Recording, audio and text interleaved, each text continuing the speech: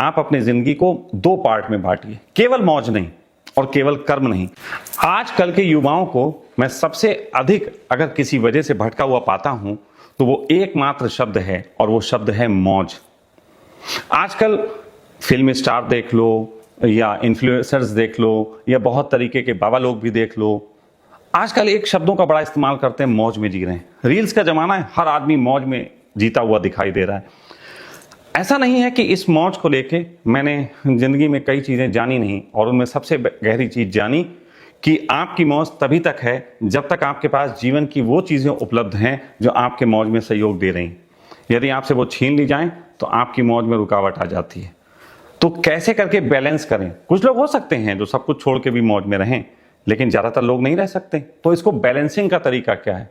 Balancing का एक बहुत खूबसूरत तरीका है, और वो तरीका ये है कि आप अपनी जिंदगी को दो पार्ट में बांटिए, केवल मौज नहीं और केवल कर्म नहीं। क्योंकि कर्म में अगर आप पूरे जीते रहेंगे तो निश्चित ही एक ऐसी थकान को उपलब्ध हो जाएंगे कि आप एक दिन कर्म को छोड़ देना चाहें।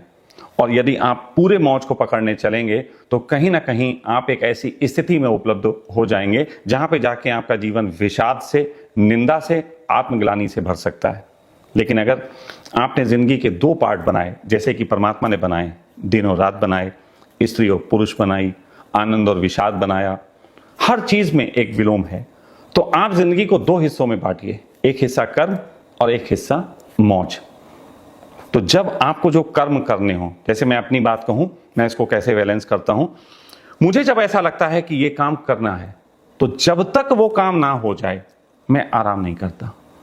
मैं उस काम के लिए प्रयास करता हूं, सब कुछ करता हूं, और जब वो काम हो जाता है उसके बाद मौज होती है। मौज जो है वो कर्म के बाद मिला हुआ प्रसाद है और बहुत अच्छा है, लेकिन कर्म से वंचित रह के जो मौज आती है वो अक्सर मक्कारी होती है, जिसको आज के युवा अपना के अपने को महान बनाने की कोशिश तो करते हैं, लेकिन सच बात तो यह है कि कुछ दिनों बाद ही वो पाते हैं कि उनके जीवन की स्थिति ऐसी हो गई कि धोबी के कुत्ते घर के न घाट के। ना तो उनको वो मिलता है जिसको वो पाने निकले थे, और ना ही उनको जीवन की वो छोटी छोटी खुशियां उपलब्ध होती हैं जो कि एक आम आदमी के जीवन में होनी चाहिए। तो आप अपने जीवन में मौज और कर्म का संतुलन बना के जिंदगी के वास्तविक आनंद को उपलब्ध हो सकते हैं।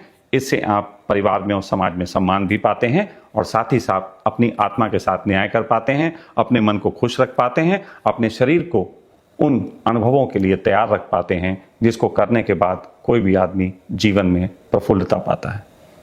Thank you.